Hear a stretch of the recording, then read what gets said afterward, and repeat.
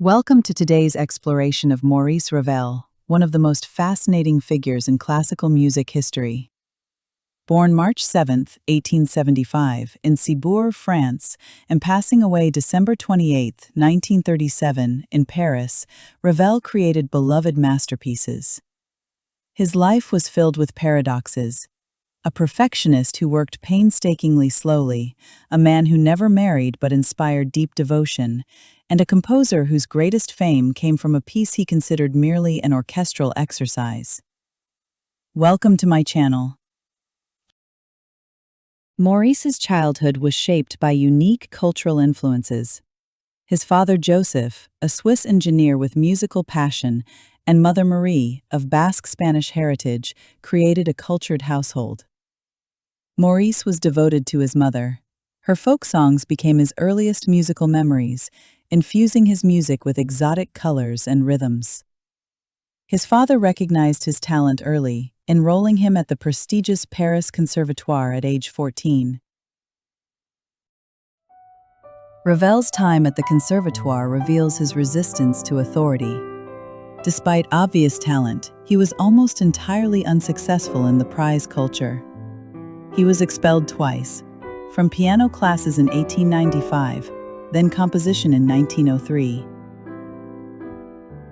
During these years, he composed early works like the Sonata for Violin and Piano in A minor, 1897, Paris, an ambitious student piece premiered privately, and the String Quartet in F major, 1902 to 1903, Paris, which showcased his emerging harmonic innovations and was premiered by the Rosé Quartet in 1904.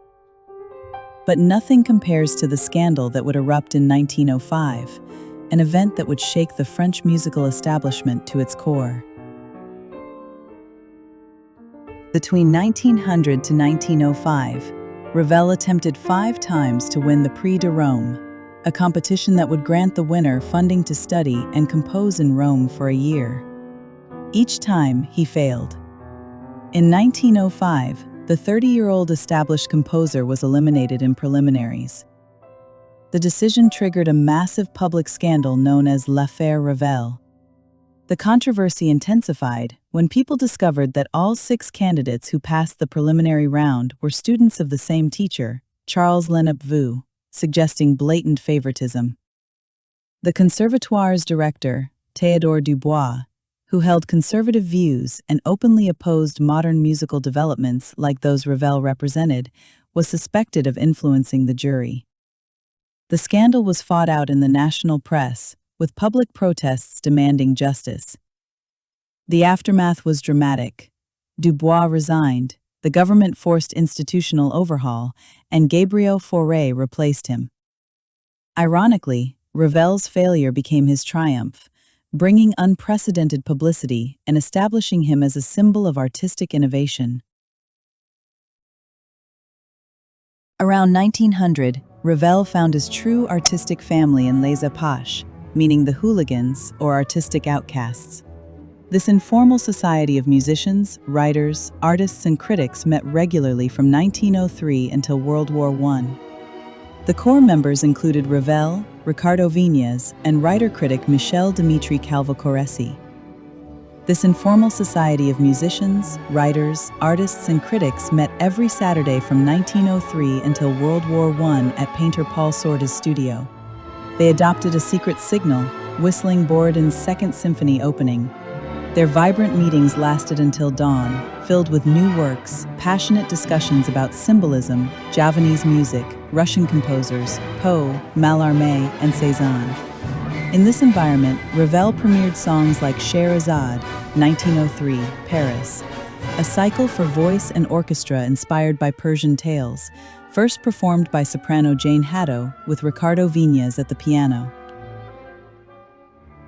Despite his fame and wide circle of artistic acquaintances, Ravel's true friendships were surprisingly few and very intense. One of the central figures in his life was the Spanish pianist Ricardo Viñes. Viñes was not only a founding member of Les Apaches, but also one of the greatest champions of Ravel's music in its early years. He premiered several of Ravel's major piano works and tirelessly promoted new French and Spanish repertoire. Their artistic partnership helped shape Ravel's pianistic style. Those shimmering, delicate textures and sudden bursts of virtuosity were written for a performer he knew could bring them to life. Another crucial relationship was with his teacher and later close friend Gabriel Fauré. As a young man at the Conservatoire, Ravel admired Fauré's elegant, refined musical language, and under Fauré's guidance, he developed his own highly polished style. When the Prix de Rome scandal erupted and the old director Dubois was forced to resign, it was Fauré who eventually became director of the Conservatoire, symbolizing a victory for the more modern, open-minded musical world that Ravel represented. Perhaps the most charming of Ravel's international friendships was with the English composer Vaughan Williams. In 1907, already in his 30s and well-established in England, Vaughan Williams traveled to Paris specifically to study with Ravel. He later recalled suffering from what he called French fever. Ravel helped him strip away unnecessary heaviness in his style, aiming for clarity and transparency according to his motto, complex but never complicated. Ravel also formed a relationship with Igor Stravinsky. The two composers admired each other's work. Ravel was fascinated by Stravinsky's rhythmic innovations and bold colors, while Stravinsky respected Ravel's precision and orchestral mastery. They crossed paths in the vibrant pre-World War I Parisian scene, through Les Apaches, Diaghilev's Ballet Russe, and mutual friends. With Manuel de Falla, the great Spanish composer, Ravel shared something deeper than professional admiration, a sense of cultural kinship. Ravel's mother was of Basque Spanish origin, and the Spanish flavor that listeners hear in works like Rhapsodie Espagnole or Bolero resonated strongly with de Falla. Violinist Hélène Jourdan-Morhange became one of his closest confidants after World War I. Ravel dedicated significant works to her, including both violin sonatas. According to accounts, Ravel proposed marriage, she refused, and they remained deep friends. Other important women included Jane Bathory, Marguerite Long, who premiered his piano concerto in G, and Ida Rubinstein, whose commission led to Bolero. These women were essential partners, and Ravel tailored works to their strengths. Yet Ravel never married, closest always to his mother, and lived much of his later life as a semi-recluse, pouring all passion into his music. When World War I began in 1914, patriotic Ravel desperately wanted to serve France. Both Army and Air Force rejected him due to his diminutive size, minor heart problem, and age. After persistent attempts, he joined the ambulance service in March 1915 as a truck driver on the Western Front. The experience was harrowing, driving munitions at night under heavy bombardment. His health deteriorated rapidly. Insomnia, digestive problems, surgery for amoebic dysentery in September 1916, and frostbite. Eventually discharged due to poor health, Ravel returned to find his world shattered. His mother died on January 5, 1917, a devastating blow to the composer devoted to her throughout his life.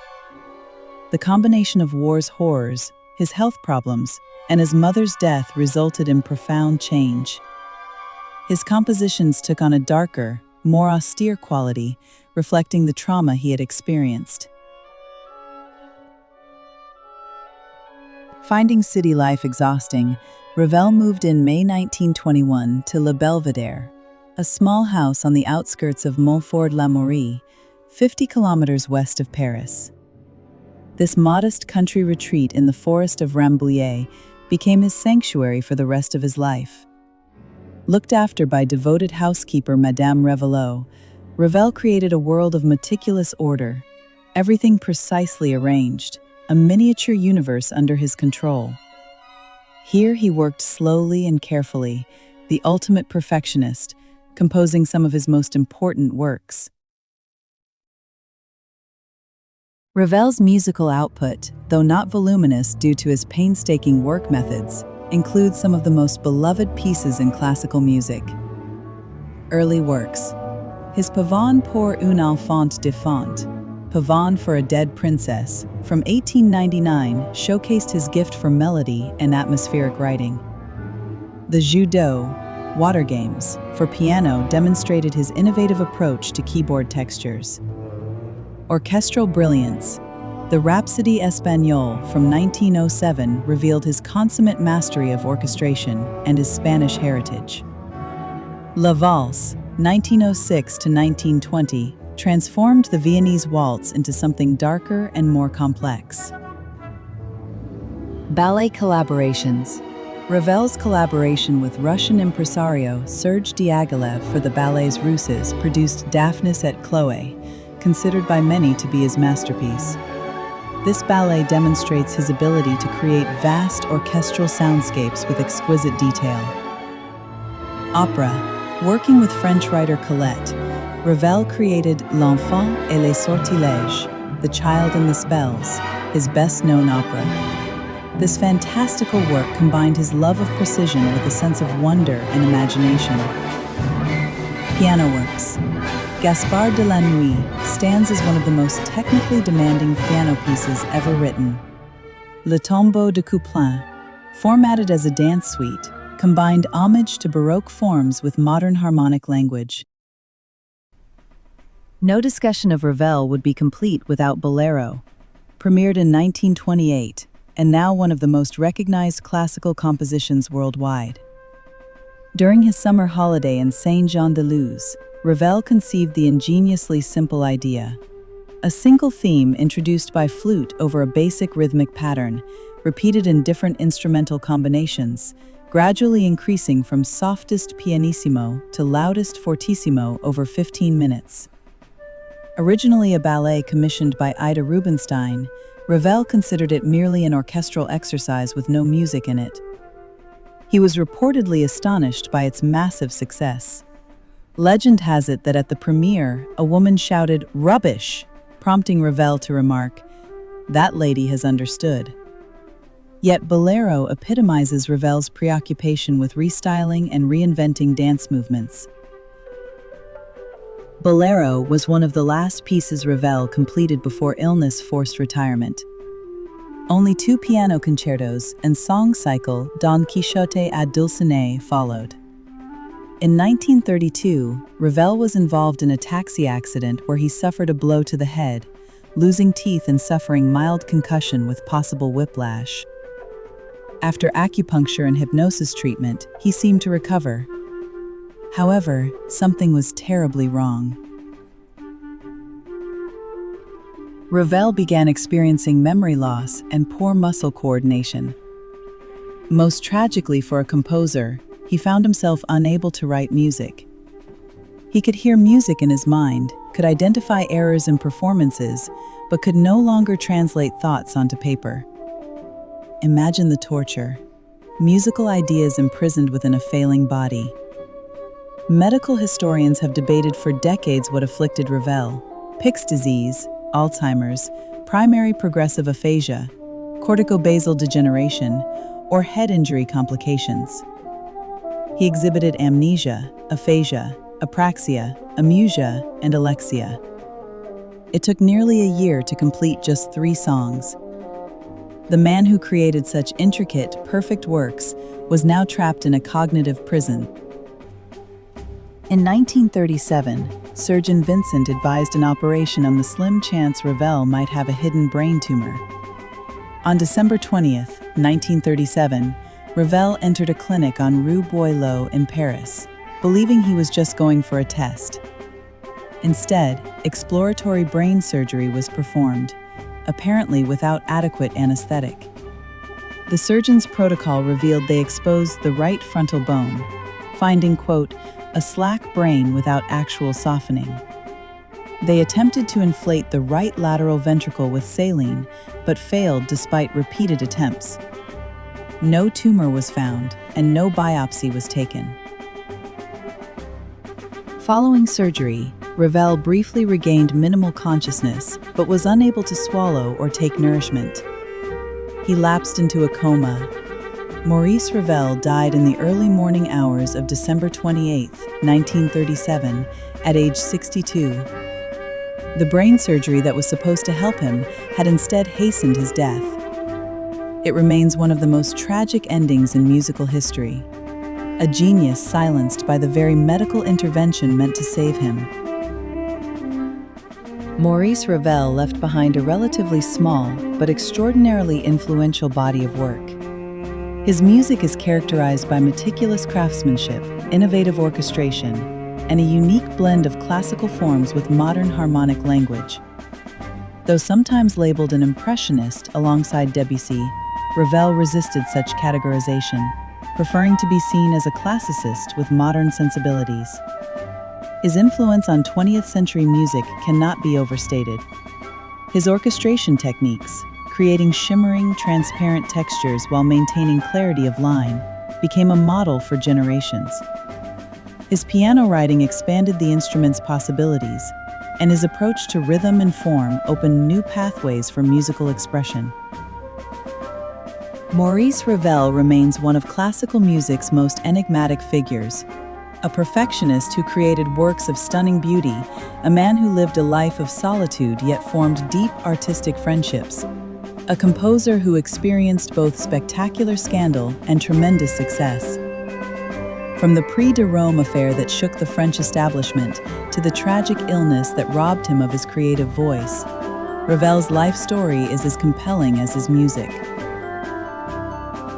His works continue to captivate audiences worldwide, from the hypnotic repetition of Bolero to the delicate beauty of Pavane pour un enfant défunt, from the virtuosic demands of Gaspard de la Nuit to the orchestral splendor of Daphnis et Chloé. In every measure, we hear the voice of a master craftsman who demanded perfection from himself and achieved it. Thank you for joining me on this journey through the life of Maurice Ravel. I hope this exploration has given you a deeper appreciation for both the man and his extraordinary music. If you would like to hear more art history stories, please hit subscribe and leave your comments below.